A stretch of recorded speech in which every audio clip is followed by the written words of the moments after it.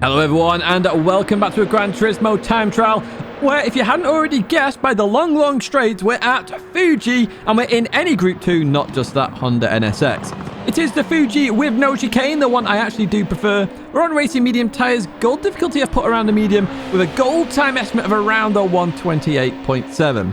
Now, if you're wondering where last week's time trial guide was, I was away filming for the BBC and for PlayStation as well on the Wednesday and Thursday, so unfortunately I wasn't around. However, some good content to come from that, both from the PlayStation event and the GT Sophie event for BBC, which is on the BBC over Christmas. Now, if you're not subscribed, you just saw the graphic, please do subscribe. I try and do these every single week where I am available, and let's jump into the time trial then as we head towards turn number 1.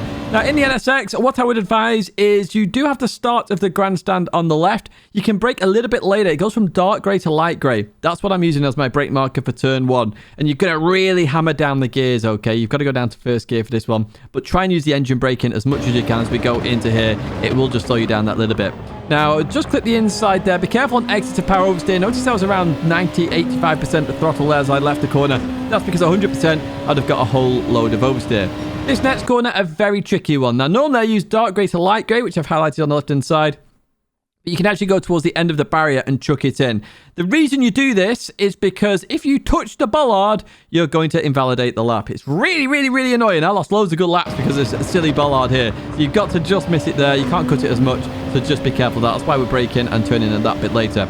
Through here, you just want to lift here, and as you come back around, as you're going towards this, you're aiming for that piece of tarmac there. You want to start accelerating just before you get to that.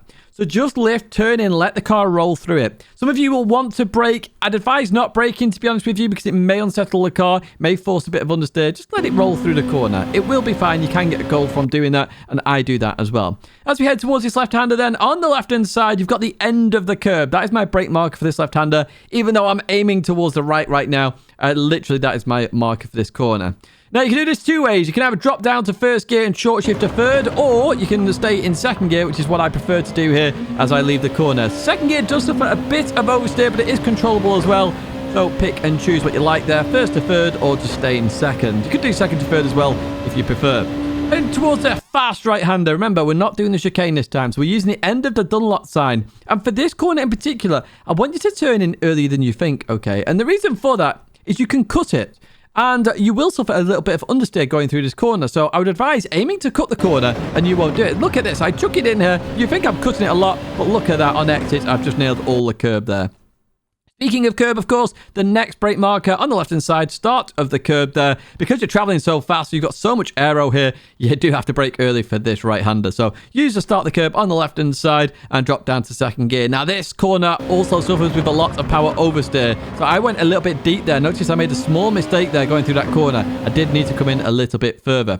For this left-hander, you're going to head out towards the outside of the circuit, but the start of your braking zone is the end of the curb on the left-hand side, okay? So just trail brake towards the outside of the corner, slowly coming down the gears. You are going to drop to first gear here. It just allows a little bit extra rotation so we go into there. I short shift to second to avoid the power oversteer on exit. Once you straighten up, absolutely belt it out of here. Now, I want to explain this last corner a little bit. Because this car's top speed is hit very quickly, I highly advise a tighter line for this corner when doing fast laps, okay? There's no point going out wide. So go for the tighter line and make sure you're in first gear initially. You will short shift to second as you go through this corner.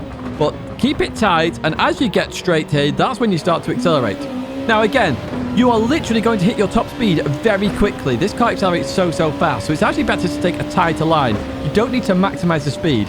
You will gain, from the start of the lap, a little bit of time there by like half a tenth at max, but it is what it is. Right, heading towards turn 1 then. These dark grey to light grey on the grandstands where you brake. First gear, second gear here on exit if you need to. I stay in first there to maximize the rest, maximize that power as we head towards this left-hander.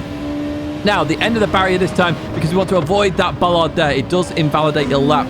All bollards on this circuit will invalidate your lap. Just lift off here, do not brake, just control the car with the throttle as we accelerate through here. The end of the curb on the left-hand side is our brake marker for this corner. Remember, first to third maybe, second to third, or stay in second if you really want to control that oversteer. You know, a little bit of four-wheel drift in there as we continue on through here now then. I keep a tighter line here, just gain a tiny bit of time, nothing major here. I'm looking for the start of the Dunlop sign on the right-hand side. We turn in early to cut a lot of the corner there and accelerate out using all the curb on the exit. The start of the curb there is your brake marker for this one. I do get this slightly wrong. I just go a tiny bit deep. I do bring it back start though, as we accelerate through. A little bit of oversteer, do be careful of that. The end of the curb on the left-hand side is your brake marker again. First gear, short shift to second to avoid that power oversteer on exit. There's a bollard on that corner. That will invalidate this lap and the next lap. Okay, so it will invalidate both laps. You do have to be careful. A tight line for the last corner then. As I explained earlier, you quickly get to the top speed in this car. So you can take a tighter line. Yes, you lose a little bit on exit, but you've gained so much time taking that tighter line. It's actually a beneficial overall to take it. Okay, so just keep that in mind. A 126.970. I reckon a 126.5 is going to be the maximum.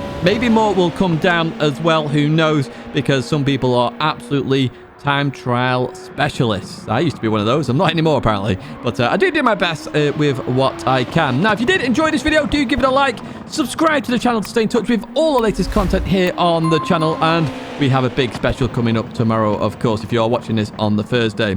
That's going to be it, though, for this video. 2 videos there to check out, including my logo there. If you do want to subscribe to the channel and support the channel going forward, a big thank you, as always. And I hope to see you in another video or live stream again very soon.